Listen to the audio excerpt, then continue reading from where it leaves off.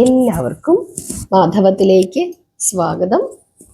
ഏകാദശിയാണ് വരുധിനി ഏകാദശി. ഏകാദശി തിഥി ആരംഭിക്കുന്നത് 2026 ഏപ്രിൽ 13 പുലർച്ചെ 1:16 മുതൽ 14-ാം തീയതി പുലർച്ചെ 1:08 വരെയാണ്. അതുകൊണ്ട് ഇത്തവണ വൈഷ്ണവ വരുധിനി ഏകാദശിയായി നമ്മൾ ആചരിക്കുന്നത് 2026 ഏപ്രിൽ 13 തിങ്കളാഴ്ച, കൃഷ്ണപക്ഷ ഏകാദശി. ഏകാദശി ഒരു മനുഷ്യനെ സംബന്ധിച്ചിടത്തോളം, ഒരു ഹിന്ദുമത വിശ്വാസിയെ സംബന്ധിച്ചിടത്തോളം ഏകാദശി വ്രതങ്ങളിൽ വെച്ച് ഏറ്റവും ശ്രേഷ്ഠമാണ് എന്ന് പറയുന്നതിൻ്റെ കാരണം, ഒരു ഹിന്ദുമത വിശ്വാസിയെ സംബന്ധിച്ചിടത്തോളം അവൻ്റെ ഏറ്റവും വലിയ ലക്ഷ്യമെന്ന് പറയുന്നത് മോക്ഷമാണ്. ജനന മരണ ചക്രങ്ങളിൽ നിന്ന് മോചനമുണ്ടാവുകയും പരമാത്മാവായ സർവേശ്വരനിൽ ലയിക്കുകയും ചെയ്യുക. ഇനിയൊരു ജന്മം വേണ്ട, എല്ലാ പാപങ്ങൾക്കും പരിഹാരം ഉണ്ടാവുകയും ഇനി ജനിക്കേണ്ട, ജനന മരണ ചക്രങ്ങളിൽപ്പെട്ട് ഉഴലുക എന്ന് പറയുന്നതാണ് ഏറ്റവും ഭീകരമായ അവസ്ഥ എന്ന് ചിന്തിക്കുന്ന ഹിന്ദുമത വിശ്വാസികളാണ് നമ്മളെല്ലാവരും. അതുകൊണ്ട് മോക്ഷം, അതാണ് നമ്മുടെ ആവശ്യം. ആ മോക്ഷത്തിന് വേണ്ടിയിട്ടാണ് നമ്മൾ ഓരോരുത്തരും ജീവിക്കുന്നത്. അതുകൊണ്ട് പാപങ്ങൾ കുറയ്ക്കുകയും പുണ്യങ്ങൾ സമ്പാദിക്കുകയും ചെയ്യുക എന്നുള്ളതാണ് ഒരു മനുഷ്യന്റെ ജീവിതത്തിലെ ഏറ്റവും വലിയ ലക്ഷ്യം. അതിനു വേണ്ടിയിട്ടാണ് നമ്മൾ എന്ത് ചെയ്യുന്നത്? ഏകാദശി എടുക്കുന്നതും നല്ല പ്രവർത്തികൾ ചെയ്യുന്നതും പശുക്കളെ നോക്കുന്നതും പുണ്യകരങ്ങളായ പ്രവർത്തനങ്ങൾ ചെയ്ത് മുമ്പോട്ട് പോകുന്നതും അറിഞ്ഞും അറിയാതെയും എന്തെങ്കിലുമൊക്കെ തെറ്റുകൾ ചെയ്തിട്ടുണ്ടെങ്കിൽ അതിനൊക്കെ പരിഹാരം തേടാൻ ശ്രമിക്കുന്നതും, നാമം ജപിക്കുന്നതും, ഏകാദശി പോലെയുള്ള വ്രതങ്ങൾ അനുഷ്ഠിക്കുന്നതും, നന്മകൾ പരമാവധി ചെയ്യാൻ ശ്രമിക്കുന്നതും, എല്ലാ പക്ഷിമൃഗാദികളെയും മനുഷ്യരെയും സ്നേഹിച്ച് മുമ്പോട്ട് പോകുന്നതുമൊക്കെ അതിനു വേണ്ടിയിട്ടാണ്. കാരണം ദോഷങ്ങൾ അകന്ന് പുണ്യങ്ങൾ സമ്പാദിച്ച് അവസാനം സർവേശ്വരനിൽ ലയിക്കുക. അതിനു വേണ്ടിയിട്ടാണ് നമ്മൾ ഏകാദശി എടുക്കുന്നത്. അതുകൊണ്ട് അവിടെ നമുക്ക് മറ്റു ലൗകിക താല്പര്യങ്ങളൊന്നുമില്ല, മോക്ഷം അത് മാത്രമാണ് പ്രധാനം. അതുകൊണ്ടാണ് ഏകാദശി മറ്റ് വ്രതങ്ങളിൽ വെച്ച് ഏറ്റവും ശ്രേഷ്ഠമാണ് എന്ന് പറയുന്നത്. ഏകാദശി വൈഷ്ണവ വിശ്വാസം അനുസരിച്ചിട്ട് നമ്മൾ ഏകാദശി എടുക്കുന്ന സമയത്ത് യാതൊരു വിധത്തിലുള്ള ധാന്യവർഗ്ഗങ്ങളും ഉപയോഗിക്കാറില്ല. ഏകാദശിയുടെ തലേ ദിവസം, ഇവിടെ 13-ാം തീയതിയാണ് ഏകാദശി, ഏകാദശിയുടെ തലേ ദിവസം 12-ാം തീയതി നമ്മൾ ഒരു നേരം ഒരിക്കൽ ഉണ്ണുക എന്ന് പറയുന്ന ഒരു കാര്യമാണ് ശീലിക്കേണ്ടത്. ഒരു നേരം മാത്രം അരിഭക്ഷണം, ബാക്കി 2 സമയങ്ങളിലും ഗോതമ്പോ പഴവർഗ്ഗങ്ങളോ അങ്ങനെ എന്തെങ്കിലും കഴിക്കാം. അതിൽ തന്നെ രാവിലെ ഗോതമ്പോ അങ്ങനെ എന്തെങ്കിലും കഴിച്ചിട്ട് വൈകുന്നേരം, അതായത് ഏകാദശിയുടെ തലേ ദിവസം വൈകുന്നേരം പഴവർഗ്ഗങ്ങൾ കഴിക്കുന്നതാണ് ഏറ്റവും ശ്രേഷ്ഠം. ഏകാദശി ദിവസം നമ്മൾ ഒരു തരത്തിലുള്ള ധാന്യവർഗ്ഗങ്ങളും ഉപയോഗിക്കാറില്ല. അരി, ഗോതമ്പ്, റാഗി, തിന, ബാർലി, ഓട്സ് ഇങ്ങനെയുള്ള ഒരു തരത്തിലുള്ള ധാന്യവർഗ്ഗങ്ങളും ഉപയോഗിക്കാറില്ല. ചിലര് പൂർണ്ണമായ ഉപവാസമായിരിക്കും, ചിലര് ജലം മാത്രം കുടിച്ചിരിക്കും, ചിലര് പഴങ്ങൾ മാത്രം ഭക്ഷിക്കും, ചിലര് പാലും പഴങ്ങളും ഭക്ഷിക്കും, ചിലര് പാല് മാത്രം കുടിച്ചിരിക്കും, ചിലര് ഏകാദശി നിർദ്ദേശിച്ചിട്ടുള്ള ഭക്ഷണ പദാർത്ഥങ്ങൾ കഴിച്ചിരിക്കും. ഏകാദശി നിർദ്ദേശിച്ചിരിക്കുന്ന ഭക്ഷണ പദാർത്ഥങ്ങൾ എന്തൊക്കെയാണ്? പഴങ്ങൾ, പച്ചക്കറികൾ, കിഴങ്ങ് വർഗ്ഗങ്ങൾ, സാബുദന അതായത് ചൗവരി, അതുപോലെ തന്നെ നിലക്കടല അല്ലെങ്കിൽ കപ്പലണ്ടി, ഇങ്ങനെയുള്ള ഭക്ഷ്യവസ്തുക്കൾ, പാല്, പാലുൽപ്പന്നങ്ങൾ, തൈര്, മോര്, പനീർ ഇങ്ങനെയുള്ള പാലുൽപ്പന്നങ്ങൾ ഇവയൊക്കെ തന്നെ കഴിക്കാവുന്നതാണ്. പച്ചക്കറികളും കിഴങ്ങ് വർഗ്ഗങ്ങളും ചേർത്ത് ഒരു പുഴുക്കുണ്ടാക്കി കഴിക്കാം. കഷ്ണങ്ങളെല്ലാം ചേർത്ത് വേവിച്ച് അതിലേക്ക് തേങ്ങ ചതച്ചിട്ട് പച്ചമുളക് വേണമെങ്കിൽ പച്ചമുളക് ചേർക്കാം. അവസാനം കറിവേപ്പിലയും വെളിച്ചെണ്ണയും ഒക്കെ ചേർത്ത് നമുക്ക് ഒരു പുഴുക്കുണ്ടാക്കി കഴിക്കാം. തക്കാളി ചമ്മന്തി ഉണ്ടാക്കി കഴിക്കാം. തേങ്ങയും പച്ചമുളകും ഇഞ്ചിയും കൂടി ചേർത്ത് ഒരു ചമ്മന്തി ഉണ്ടാക്കി കഴിക്കാം. മോര് കുടിക്കാം. ഇങ്ങനെയൊക്കെ നമുക്ക് ചെയ്യാം. ഇത് ഒരു നേരം മാത്രമായിട്ട് കഴിക്കാം, 2 നേരം വേണമെങ്കിൽ അങ്ങനെയും കഴിക്കാം. അല്ല, മരുന്നൊക്കെ കഴിക്കുന്നവർക്ക് 3 നേരം കഴിക്കണമെങ്കിൽ 3 നേരവും കഴിക്കാം. പാലിൽ ചൗവരിയിട്ട് കാച്ചി അങ്ങനെ നമുക്ക് കഴിക്കാം. പക്ഷെ ശ്രദ്ധിക്കാനുള്ളത്, എന്ത് നമ്മൾ കഴിച്ചാലും അത് ഭഗവാന് സമർപ്പിച്ച് ഭഗവാന്റെ നൈവേദ്യമായി സ്വീകരിച്ചു വേണം കഴിക്കാൻ എന്നുള്ള കാര്യമാണ് പ്രത്യേകമായി ശ്രദ്ധിക്കേണ്ടത്. ഏകാദശി ദിവസങ്ങളിലും മഹാദ്വാദശി ദിവസങ്ങളിലും നമ്മൾ തുളസി ഇലകൾ പറിക്കാറില്ല. കാരണം തുളസി ദേവിയും ഏകാദശിയിലാണ്. ദേവിയെ വിഷമിപ്പിക്കാൻ പാടുള്ളതല്ല. ദശമി തിഥിയിൽ, അതായത് ഏകാദശി തിഥി തുടങ്ങുന്നതിന് മുമ്പ് തന്നെ തുളസി ഇലകൾ പറിച്ച് സൂക്ഷിച്ചു വെക്കണം.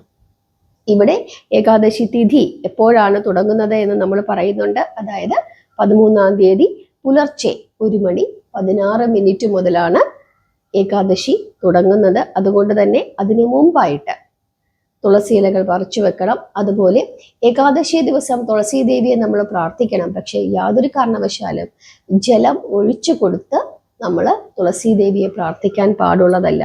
നിങ്ങൾ പാരണ വീടിയതിന് ശേഷം, അതായത് നിങ്ങളുടെ ഏകാദശി പാരണയ്ക്ക് ശേഷം നിങ്ങളുടെ വീട്ടിൽ തുളസി ഉണ്ടെങ്കിൽ ആ സമയത്ത് തുളസി ദേവിക്ക് ജലം സമർപ്പിച്ചു കൊടുത്ത് ദേവിയുടെ പാരണ കൂടി വീട്ടണം. അക്കാര്യമൊന്ന് പ്രത്യേകം ശ്രദ്ധിക്കണം. അതായത് ഏകാദശി ദിവസം ഭഗവതിക്ക് ജലം കൊടുക്കാൻ പാടുള്ളതല്ല. കാരണം ദേവി പൂർണ്ണ ഉപവാസത്തിലാണ്. ഏകാദശിയുടെ പാരണ നിങ്ങൾ വീടിക്കഴിഞ്ഞിട്ട് ആ പാരണാ സമയത്തിനുള്ളിൽ തന്നെ നിങ്ങൾ തുളസി ദേവിക്ക് വിളക്ക് തെളിയിക്കുകയും ദേവിക്ക് ജലം സമർപ്പിക്കുകയും ചെയ്യണം. ഏകാദശി ദിവസവും മഹാദ്വാദശി ദിവസവും തുളസി ഇലകൾ നുള്ളരുത്. പക്ഷെ ഭഗവാന് എന്ത് സമർപ്പിച്ചാലും തുളസി ഇലകൾ ചേർത്ത് സമർപ്പിക്കണം. എങ്കിൽ മാത്രമേ നിങ്ങളുടെ ഏകാദശി പൂർത്തിയാവുകയുള്ളൂ. അതായത് ഭഗവാൻ അത് സ്വീകരിക്കുകയുള്ളൂ. ഭഗവാന് എന്ത് പ്രസാദം സമർപ്പിച്ചാലും തുളസി ഇലകൾ ചേർത്ത് സമർപ്പിച്ചാൽ മാത്രമേ ആ ഒരു വഴിപാട് പ്രസാദം പൂർണ്ണമാവുകയുള്ളൂ. ഭഗവാൻ പൂർണ്ണ മനസ്സോടുകൂടി അത് സ്വീകരിക്കുകയുള്ളൂ എന്നാണ് വിശ്വാസം. ഇനി ഏകാദശിയെ സംബന്ധിച്ച് നമ്മൾ പ്രധാനമായും അറിയേണ്ടത് ഏകാദശിയുടെ പാരണാ സമയമാണ്. പാരണാ സമയം വിവിധ സ്ഥലങ്ങളിൽ വ്യത്യസ്തമാണ്. പാരണ വീടുക എന്ന് പറയുന്നത് ഏകാദശിയെ സംബന്ധിച്ചിടത്തോളം ഏറ്റവും വലിയ ഒരു വിശേഷപ്പെട്ട സമയമാണ്. കാരണം നമ്മുടെ വ്രതം അവസാനിപ്പിക്കുന്നു. നമ്മുടെ വ്രതം എങ്ങനെ അവസാനിപ്പിക്കണം? ഒന്നുകിൽ ക്ഷേത്രത്തിൽ പോയി തീർത്ഥം സേവിച്ച് നമ്മുടെ വ്രതം അവസാനിപ്പിക്കാം. വീട്ടിലാണെങ്കിൽ നമ്മൾ വിളക്ക് തെളിയിച്ചു വെച്ചിട്ട് നാമം ജപിക്കണം. ഭഗവാന് എന്തെങ്കിലും പ്രസാദങ്ങൾ സമർപ്പിക്കണം. ഏകാദശിയുടെ കഥ ഞാൻ പറഞ്ഞു തരാം. ആ കഥ പറയണം. ഞാൻ പറയുന്നത് പോലെ ഏകാദശിയുടെ കഥ പറയണം. അല്ലെങ്കിൽ ആ സമയം ആ കഥാഭാഗം മാത്രം ഒന്ന് ഓൺ ചെയ്ത് വെച്ചാലും മതി. എന്നിട്ട് ആ കൂട്ടത്തിൽ ഒന്ന് പറയുകയോ മനസ്സിൽ പറയുകയോ അല്ലെങ്കിൽ മുറുക്ക പറയുകയോ ചെയ്യണം. അല്ലെങ്കിൽ കഥ മനസ്സിലാക്കിയിട്ട് ആ സമയത്ത് പറയണം. ഏകാദശി ദിവസവും അതുപോലെ തന്നെ പാരണ വീടുന്ന സമയവും കഥ പറഞ്ഞ് തന്നെ പറയണം. കഥ പറയണം. കഥ പറഞ്ഞിട്ട് ഭഗവാനോട് അനുഗ്രഹിക്കണമേ എന്ന് അപേക്ഷിക്കണം. ഭഗവാന്റെ തൃപ്പാദങ്ങളിൽ നമസ്കരിക്കണം. എന്നിട്ട് തീർത്ഥം സേവിച്ച്, നമ്മളവിടെ കിണ്ടിയിൽ വെള്ളം വെച്ചിട്ടുണ്ടാവുമല്ലോ, ആ തീർത്ഥം സേവിച്ച് ഭഗവാൻ എന്താണോ നമ്മൾ പ്രസാദമായി സമർപ്പിച്ചിരിക്കുന്നത് അത് സ്വീകരിച്ച് നമ്മൾ നമ്മുടെ ആ ഒരു വ്രതം അവസാനിപ്പിക്കണം. ഏകാദശി ദിവസം പരമാവധി സമയം നാമം ജപിക്കണം. ഓം നമോ ഭഗവതേ വാസുദേവായ എന്ന് നിരന്തരം ജപിക്കാം. ഹരേ കൃഷ്ണ എന്ന മഹാമന്ത്രം നിരന്തരം ജപിക്കാം. വിഷ്ണു സഹസ്രനാമം ജപിക്കാം. നമുക്കറിയാവുന്ന എല്ലാ ശ്രീകൃഷ്ണ നാമങ്ങളും ആ സമയത്ത് ജപിക്കാവുന്നതാണ്. പിന്നെ നമ്മൾ മനസ്സിലാക്കേണ്ടുന്ന പ്രധാനപ്പെട്ട മറ്റൊരു സമയമാണ് ഹരിവാസര സമയം. ഹരിവാസര സമയം എന്ന് പറയുന്നത് ഏകാദശിയെ സംബന്ധിച്ചിടത്തോളം വളരെ പ്രത്യേകതയുള്ള ഒരു സമയമാണ്. ഏകാദശി ദിവസം നമ്മൾ പ്രാർത്ഥന കൂടുതലായി ചെയ്യേണ്ടുന്ന സമയമാണ് ഈ ഹരിവാസര സമയം എന്ന് പറയുന്നത്. ആ സമയത്ത് ഭഗവാൻ മഹാവിഷ്ണു മഹാലക്ഷ്മി സമേതനായി ഭൂമിയിൽ കാണപ്പെടുന്നു എന്നാണ് വിശ്വാസം. അതുകൊണ്ട് തന്നെ ഈ സമയത്തെ പ്രാർത്ഥനയ്ക്ക് വലിയ ഫലസിദ്ധി ഉണ്ടാകുന്നു എന്നാണ് വിശ്വാസം. ഹരിവാസര സമയം എപ്പോഴാണ്? അതായത് 13-ാം തീയതി സന്ധ്യയ്ക്ക് ഏകദേശം 7 മണിയോടുകൂടി ഹരിവാസര സമയം തുടങ്ങും. 13-ാം തീയതി സന്ധ്യയ്ക്ക് 7 മണിയോടുകൂടി ഹരിവാസര സമയം തുടങ്ങും 14-ാം തീയതി രാവിലെ 6:55 കൂടി ഹരിവാസര സമയം അവസാനിക്കുകയും ചെയ്യും. അതായത് രാത്രികാലമാണ്. രാത്രികാലത്ത് പരമാവധി സമയം ഭഗവാനെ പ്രാർത്ഥിച്ചിരിക്കാനായിട്ട് ശ്രദ്ധിക്കുക. ഇനി നമുക്ക് ഏകാദശിയുടെ കഥ പറയാം. കഥ നിർബന്ധമായും മനസ്സിലാക്കണം. കഥ പറഞ്ഞു തന്നെ പ്രാർത്ഥിക്കണം. എങ്കിൽ മാത്രമേ ഏകാദശിയുടെ ആ ഒരു വ്രതം, ഏകാദശി പൂർണ്ണമാവുകയുള്ളൂ. ഇവിടെ ഭഗവാൻ ശ്രീകൃഷ്ണൻ യുധിഷ്ഠിരനാണ് ഈ കഥ പറഞ്ഞു കൊടുക്കുന്നത്. 10,000 വർഷം തപസ് ചെയ്താൽ എത്ര പുണ്യം ലഭിക്കുമോ അത്രയും പുണ്യം ഈ ഏകാദശി അനുഷ്ഠിച്ചു കഴിഞ്ഞാൽ ലഭിക്കുന്നു എന്ന് പറയുന്നുണ്ട്. ചിത്രഗുപ്തന് പോലും ഒരുപക്ഷെ ഈ ഏകാദശി എടുക്കുമ്പോൾ നമുക്ക് ലഭിക്കുന്ന പുണ്യം എഴുതി വെക്കാൻ പറ്റില്ല. യമരാജാവിന്റെ ക്ലർക്കാണ് ചിത്രഗുപ്തൻ, അല്ലെ? ചിത്രഗുപ്തനാണ് ആരൊക്കെ എത്രയൊക്കെ പുണ്യങ്ങൾ ചെയ്തു, പാപങ്ങൾ ചെയ്തു എന്ന് കുറിച്ചു വെക്കുന്നത്. അതനുസരിച്ചിട്ടാണ് പിന്നീട് നമുക്കുള്ള ജീവിതവും ശിക്ഷകളും ഒക്കെ തീരുമാനിക്കുന്നത്. ആ ചിത്രഗുപ്തന് പോലും എഴുതാൻ പറ്റില്ല. അത്രത്തോളം പുണ്യമാണ് സമ്പാദിക്കുന്നത് എന്നാണ് പറയുന്നത്. 1000 പശുക്കളെ ദാനം ചെയ്യുന്നതിന് തുല്യമാണ് എന്ന് പറയുന്നു. കടുക് ദാനം ചെയ്യുന്നത് ശ്രേഷ്ഠമാണെന്ന് പറയുന്നു. കടുക് ദാനം ചെയ്യുന്നതിനേക്കാൾ ശ്രേഷ്ഠം സ്വർണം ദാനം ചെയ്യുന്നതാണ് എന്ന് പറയുന്നു. സ്വർണം ദാനം ചെയ്യുന്നതിനേക്കാൾ ശ്രേഷ്ഠം ഭൂമി ദാനം ചെയ്യുന്നതാണ് എന്ന് പറയുന്നു. ഭൂമി ദാനം ചെയ്യുന്നതിനേക്കാൾ ശ്രേഷ്ഠം പശുക്കളെ ദാനം ചെയ്യുന്നതാണ് എന്ന് പറയുന്നു. പശുക്കളെ ദാനം ചെയ്യുന്നതിനേക്കാൾ ശ്രേഷ്ഠം അന്നദാനം ആണെന്ന് പറയുന്നു. അങ്ങനെ 1,00,000 പേർക്ക് അന്നദാനം ചെയ്യുന്നതിന് തുല്യമാണ് വരുധിനി ഏകാദശി എടുത്ത് ദാനം ചെയ്യുന്നത് എന്ന് പറയുന്നു. അതായത് ദാനം ചെയ്യുന്നതിന് ഏറ്റവും നല്ല ദിവസം വരുധിനി ഏകാദശി ദിവസമാണെന്നും ആ ദിവസം ദാനധർമ്മങ്ങൾ ചെയ്തു കഴിഞ്ഞാൽ വലിയ പുണ്യമാണ് സമ്പാദിക്കാൻ പോകുന്നത് എന്നും ഭഗവാൻ ശ്രീകൃഷ്ണൻ യുധിഷ്ഠിരന് പറഞ്ഞു കൊടുക്കുന്നു. എന്നിട്ട് പറയുകയാണ്, പണ്ട് നർമ്മദാ നദിയുടെ തീരത്ത് മാന്ധാത എന്ന ഒരു രാജാവ് തൻ്റെ രാജ്യം ഭരിച്ചിരുന്നു. വലിയ ദാനശീലനായിരുന്നു, ഭക്തനായിരുന്നു രാജാവ്. അങ്ങനെ ഇരിക്കെ ഈ രാജാവ് ഒരിക്കൽ തപസ് ചെയ്യാനായിട്ട് കാട്ടിലേക്ക് പോകുന്നു. അങ്ങനെ കാട്ടിലിരുന്ന് തപസ് ചെയ്തുകൊണ്ടിരിക്കുന്ന അവസരത്തിൽ ഈ രാജാവിൻ്റെ കാലില് ഒരു കാട്ടുകരടി വന്ന് കടിക്കുന്നു. ആദ്യ സമയമൊന്നും രാജാവ് അറിഞ്ഞില്ല. പിന്നീട് കുറച്ച് കഴിഞ്ഞപ്പോൾ കാലിൽ എന്തോ കടിക്കുന്നതായിട്ട് രാജാവിന് ബോധ്യപ്പെടുകയും നോക്കുമ്പോൾ ഒരു കാട്ടുകരടിയാണ്.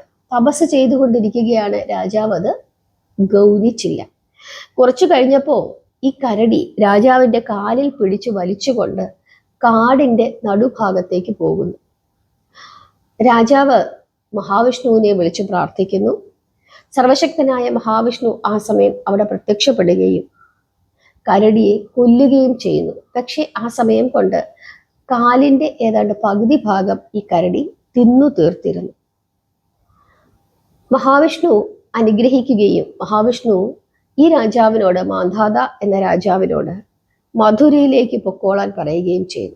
മധുരയിൽ ചെന്നിട്ട് തൻ്റെ അവതാരമായ വരാഹമൂർത്തിയെ പ്രാർത്ഥിക്കുവാനും, വരുധിനി ഏകാദശി വരുന്നുണ്ട്, ആ ദിവസം വരാഹമൂർത്തിയെ പ്രത്യേകിച്ച് പ്രാർത്ഥിക്കുകയും ഏകാദശി അനുഷ്ഠിക്കുകയും ചെയ്യാൻ പറയുന്നു.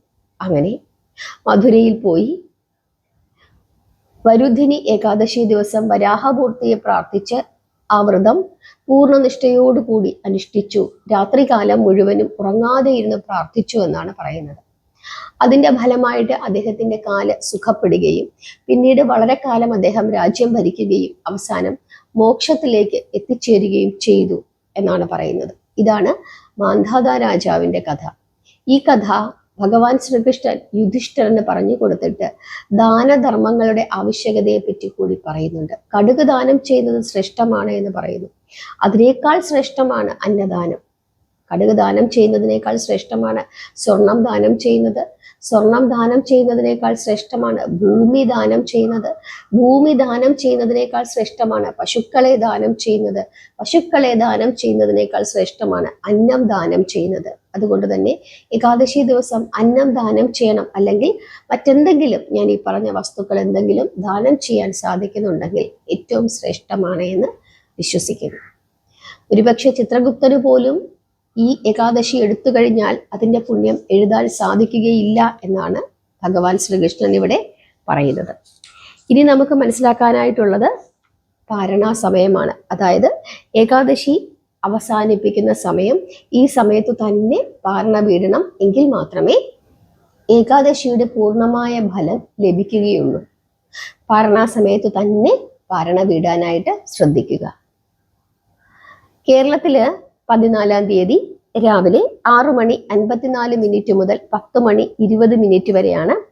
തമിഴ്നാട് 6:54 മുതൽ 10:05 വരെ.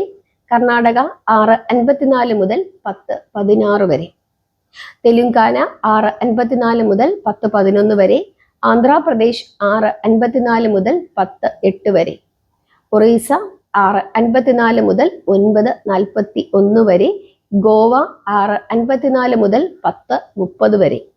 മഹാരാഷ്ട്ര 6:54 മുതൽ 10:33 വരെ. ഡൽഹി 6:54 മുതൽ 10:13 വരെ. പഞ്ചാബ് 6:54 മുതൽ 10:22 വരെ. പഞ്ചാബ് 6:54 മുതൽ 10:22 വരെ. ഉത്തർപ്രദേശ് 6:54 മുതൽ 9:59 വരെ. രാജസ്ഥാൻ 6:54 മുതൽ 10:20 വരെ. മധ്യപ്രദേശ് 6:54 മുതൽ 10:14 വരെ. ബീഹാർ 6:54 മുതൽ 9:43 വരെ. ഹരിയാന 6:54 മുതൽ 10:15 വരെ. കൽക്കട്ട വെസ്റ്റ് ബംഗാൾ 6:54 മുതൽ 9:31 വരെ. ഗുജറാത്ത് 6:54 മുതൽ 10:43 വരെ. ഹിമാചൽ പ്രദേശ് 6:54 മുതൽ 10:13 വരെ. ജാർഖണ്ഡ് 6:54 മുതൽ 9:43 വരെ. ഛത്തീസ്ഗഡ് 6:54 മുതൽ 10:14 വരെ. ഡെറാഡൂൺ 6:54 മുതൽ 10:03 വരെ. ജമ്മു കാശ്മീർ 6:54 മുതൽ 10:22 വരെ. ആസാം 6:54 മുതൽ 9:16 വരെ. ആൻഡമാൻ നിക്കോബാർ ഐലൻഡ്സ് 6:54 മുതൽ 9:16 വരെ. ഉത്തരാഖണ്ഡ് 6:54 മുതൽ 10:09 വരെ. വിശാഖപട്ടണം 6:54 മുതൽ 9:52 വരെ. പോണ്ടിച്ചേരി 6:54 മുതൽ 10:07 വരെ.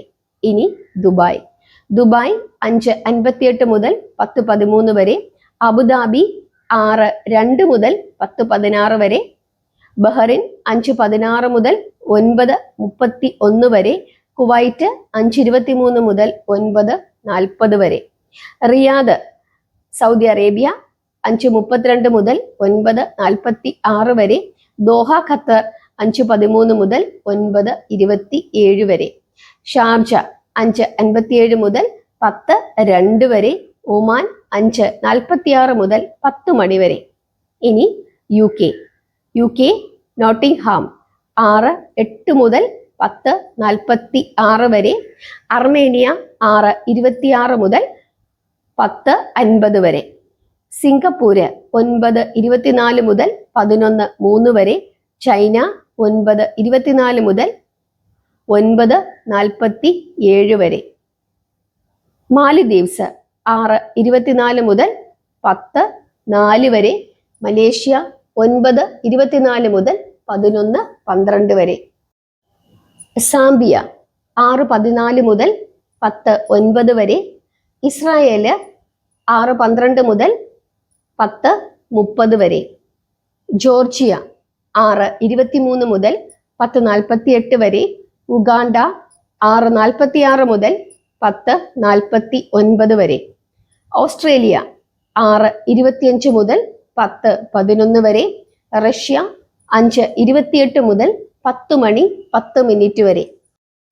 റഷ്യ 5:28 മുതൽ 10:10 വരെ. ഫിലിപ്പൈൻസ് 9:24 മുതൽ 9:52 വരെ.